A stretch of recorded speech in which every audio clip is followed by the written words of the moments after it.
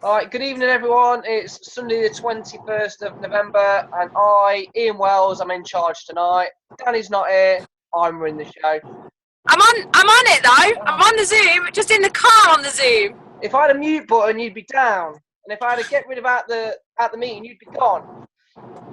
Yes. You probably don't know. You probably don't know how to mute anyone. I probably don't. Anyway, she's on her way back from Sue Alexander's makeup call, so she'll be on as soon as she gets back. Tonight we have Aimee James training on. Actually, can't remember because I've not written it down, but she's training, and I know it'll be great. So, with that being said, I'll hand it over to Aimee. Woo woo woo woo! Hello. Woo! Go on, Aimee. You go. Can you hear me all right? Anybody? A bit quiet. Quiet. My volume's right up. Is it internet? Can anyone else hear Aimee, or is it just me? No, I can hear her. All right, fair enough. You can hear me? Yeah. Who just said yes? Right, okay, so tonight I'm going to train on confidence to talk at any given moment. And the reason I chose to train on this is because there's a few conversations on the Do More on Facebook, and it seems like this could help quite a few people, so I thought I'd give it a go. I have prepared a little slideshow, so I will share my screen with you all. Just bear with me.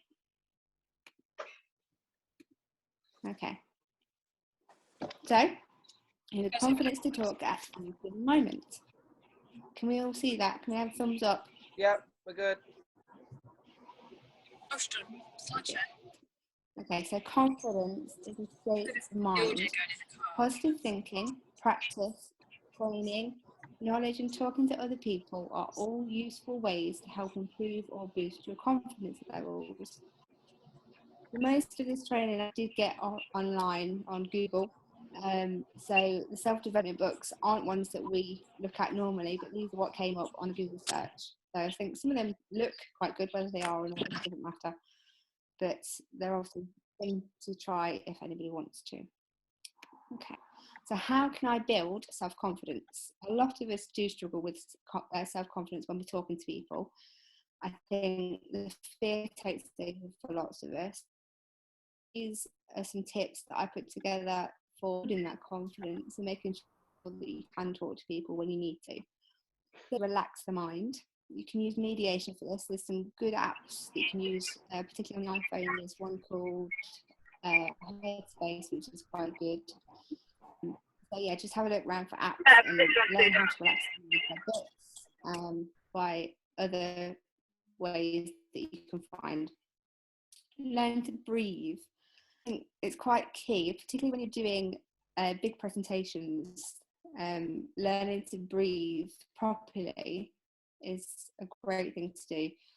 There's quite a lot of information on how to do this online, but quite briefly, if you put your hand, the main hand, so your writing hand, if you put that hand on your stomach, and if you take deep breaths and feel your stomach rising and falling with each, then you know you're doing what's called belly breathing that helps you relax and helps you keep in control of your breath. So be a friendly talk situation, make small talk with people, ask people questions, just generally be a nice person, and it will help you build your confidence. The more you talk to people, the more confidence you'll have in talking to people. Make small steps to move the zone, that lovely warm comfort zone that we all love so much. You need to push past it and move out of it. But you don't have to do something drastic. You can just make small steps bit by bit. So get involved with a group discussion, do some public speaking. I can guarantee some public speaking, then doing something like a Zoom training will be fine. The two worlds apart in comfort zone for me particularly. So yeah, deliberately put yourself in an uncomfortable position that you would normally avoid. You have to push yourself to do these things. It's not about, yes, there's small steps, but those steps need to get bigger and bigger each time, and eventually you're going to push and push till you're right out of that comfort zone. You can make new acquaintances, new friends, however that may be. That's going to help you improve your confidence levels. And actually pinpointing what it is that exactly makes you feel uncomfortable is a good way to be able to push past it, because once you've pinpointed, you can then learn the feelings that you associate with that, and that will help you to counteract the self-confidence issue. So as I showed you the book and on the Google search, so study self-development books on confidence. You can use affirmations, things like I'm a confident person, I have a professional business. They're good ones to use. Whatever it may be for you, those affirmations, just make sure you do them, because the more you do them, the more your mind will believe. Question: if you make low self-confidence excuse, because I think it's quite easy for people to do that.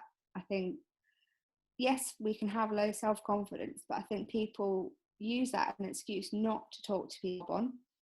So make sure that it's not just an excuse you're using. Know that your vulnerability is actually okay. It shows sincerity and it shows that you're human. You're going to think, oh my goodness, what are he doing? If you falter in whatever you're saying to somebody, it's okay to show that you're nervous. That's not a problem. And learn to love yourself and vulnerabilities. Take yourself back to a time place when you noticed your own self-confidence. You noticed it was a high self-confidence moment, and remember the smells and the feelings and the thoughts and the scenery, everything you possibly can remember about that moment. And when you need to draw upon something because you're feeling low self-esteem or low self-confidence, use that particular moment in time as a cue to boost yourself and realize that you can be confident, you have been confident, and you can do it. This one's a little bit odd. Where, look, and focus on, as I said, it's a bit odd, but apparently the colour yellow is linked to self-confidence. Now, there is particular that are more that are better for you to focus on for that confidence, and I don't know what shades are what, but you'll notice throughout this slideshow the slides are yellow, and that's why. Okay, so part of gaining confidence and self-esteem is actually understanding what they both are. These again are what came up on a Google search. I read through quite a lot of facts and things, and these ones sort of made a lot of sense to me personally. Okay, so having self-confidence does not mean that you can do everything. Self-confident people have expectations that are realistic. Even when some of their expectations are not met, they continue to be positive and to accept themselves. Next, most of us have areas in our lives where we feel confident, while at the same time recognise areas where we do not feel at all confident. Having an accurate sense of self-confidence means you avoid behaving overconfident or reckless. It means you are not afraid to take risks on tasks to do, and you do not get paralysed by the fear and anxiety when faced with things you all need to do. Next, someone with a healthy self-esteem simply like herself. A healthy self-esteem is not based on successes, because there are always failures to contend with. Neither is it a result of comparing ourselves with others, because there is always someone better. With a healthy self-esteem, we like ourselves, we are, and not because of what we can or. Our self-confidence is a journey, not a destination. It started building in childhood and continues today to change, growing depending on our experiences. Okay, so what I focused on particularly with this presentation was the spur of the moment approach. And now this is a training from Sarah Dunning. And once upon a time, up on YouTube, actually no, it wasn't up on YouTube, it was up on her website, and she did a whole big training on how to talk to somebody at this moment, and it disappeared. I mentioned it on the Do More page on Facebook and posted the link to it again, and everybody said they couldn't see it. And so when I checked, it had been taken down, and I don't know why that is, but I can't for the life of me find it anywhere else. So I thought I would include that in this training, just because it was really helpful for me personally, and I think it will probably be helpful to quite a few people. So the spur of the moment, you have great customer service, you enjoy a conversation with a stranger perhaps, or you from someone you've been chatting to, or alternatively you see a quality in someone that's perfect, you hear a need for something more that you can provide, or a product you can help with from the person you're chatting to. So what do you do? In that situation, what do you need to do? And this is what Sarah Dunning through. These were her tips. She said the first thing you do is start to walk away, which sounds a bit bizarre, but then she said that gives you to then walk back almost as an afterthought and say the following things. So she said, you could say something like, this might be a little bit out of the blue, or this might be a bit odd, or this might sound strange, but next, do you keep your career options open? Or depending on the situation you're in, if it's a conversation, just general chit chat, and someone's sort of taking your fancy, you can say something like, you're so kind, I think you'd be amazing at what I do. Or something like, you've made this experience, this is obviously in a customer client basis, you've made this experience so much easier than I'd expected it to be, have so many skills or qualities that would make you perfect. Or you could say something like, your people skills or this is second to none, you would be absolutely amazing in what I do. So that's how you would open that conversation with somebody. On the spur of the moment, perhaps you've had a conversation with them on into the conversation. This is a fantastic way to do it. Next, after that, if the person sort of looks positive, or if they answer your question in a positive way, they're probably going to ask something like, well, what is it that you do? So next, you do your 60-second story. Keep it short and concise. Keep it to 60 seconds. Don't ramble on forever, because they're going to think, well, what are you on about, and just lose interest. So I've added here that Fiona McCarthy's 60-second story on the McNation group page is really, really fantastic. It's very to the point. It's not, I think it's quite an easy one for most people to replicate. So yes, say something along the lines as Fiona McCarthy did. And then after that, after there's an obvious person you're talking to, you can say, I'd love to meet up with you for a chat and a coffee to explain all this properly. Are you free in the next few days? So what you need to do is you need an appointment there and then, if at all possible. If the person you're talking to is sort of making excuses as to why they can't meet you, or if they don't want to, then that's obviously fine. Making excuses, then you sort of have to think, well, are they actually really interested? But if you can, try and make an appointment there and then to meet that person for coffee and chat and do the Discover Our Bomb. So you need to get their contact details, exchange them with you. What's crucial is their details rather than them having yours. And let the person know exactly when you'll either text or call them. Obviously, you'll discuss that in the conversation you're having on that specific day at that time, and confirm there and then, so that they know what to expect. And that pretty much summed up Sarah Dunning. It's been a while since I've watched it myself. Obviously, not having it again was quite hard to do training, but hopefully there's something there that you can take for yourselves and learn from, hopefully. So what happens if the fear takes over? Because often in Arbonne it can do. I think so. What you need to do is you need to stop judging yourself by what happens to you, so that you're not basing your confidence.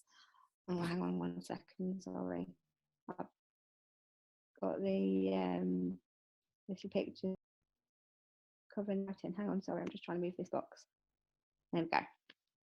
Right, what does it say? It says stop judging yourself by what happens to you in your life, so that you're not basing your confidence on outside events.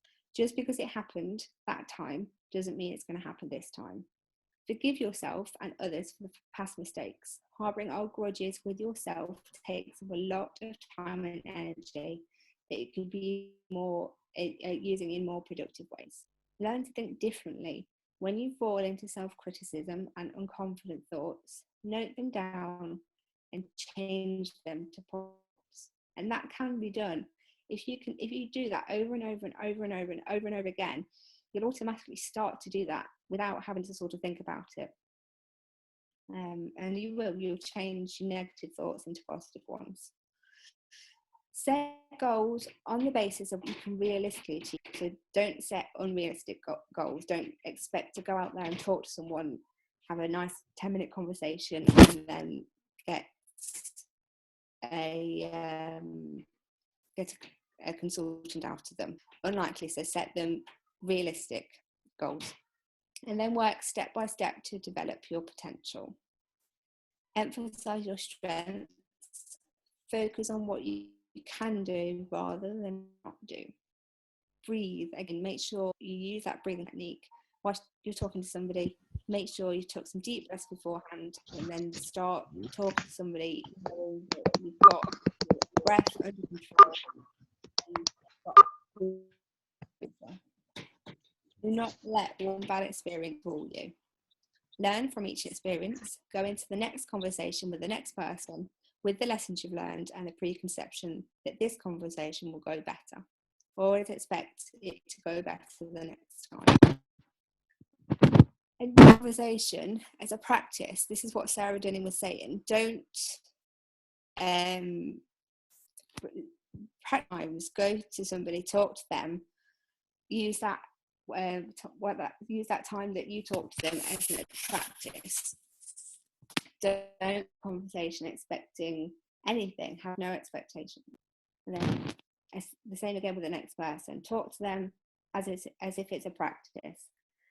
And eventually it'll become natural, and it won't feel like it's alien to do, alien to approach somebody on the spur of the moment and talk to them. Okay, so don't give up on yourself. That's the main point here, main lesson. Thomas Edison, as we all know, he invented the light bulb. He said, "I've not failed 700 times. I've succeeded in proving that those 700 ways will not work. When I eliminated the ways that will not work, I will find the way will." So keep going, find a different way, and eventually you'll get there. You'll be able to talk to people on the spur of the moment, and all will be absolutely fine. There you go. Everybody's muted. Where are you? Loved it. Jesus, Penny. Hello. Did any of you actually get any of that, or was it all bad internet connection?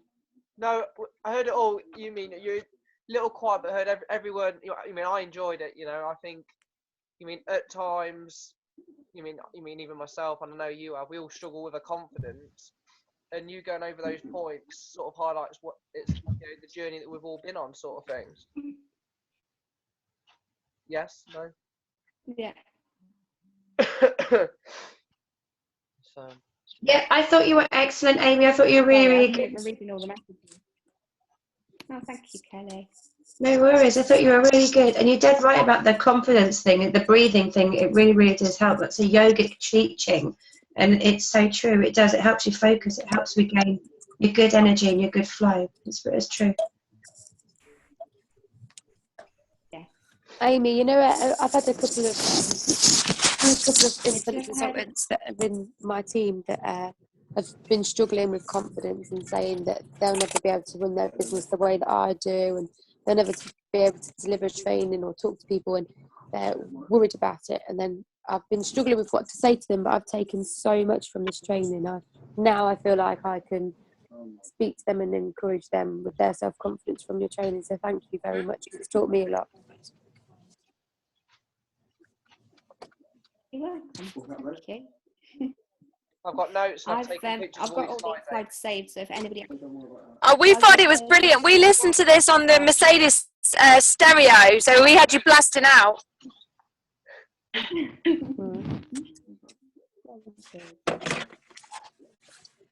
yeah. Hang on, sorry. Does anyone else want to add anything to that? I thought it was amazing. Apart from you.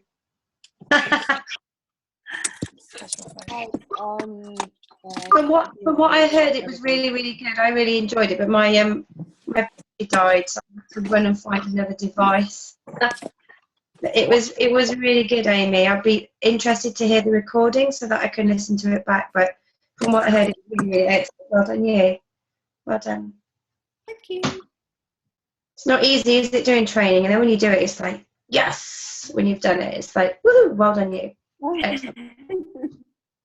You kind of feel like a beach ball with these plugs been let out. You're like that. Really You good. always look forward to doing it again, don't you? Yeah, you do. You do. You do. You're like, oh, thank God that's out of the way. But then you think you get such a buzz from doing it, because you're kind of just sharing information really that you've got and you've researched, and it's really good to share it, because you may think that it sounds simple to someone, or to yourself think, oh, I know this already. But don't, and not when you actually sit and think about it. It's really good just to pass on the information. It's really good. Excellent.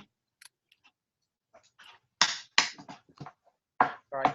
I'm just going to stop the recording there, and then we can all chit chat and chat more.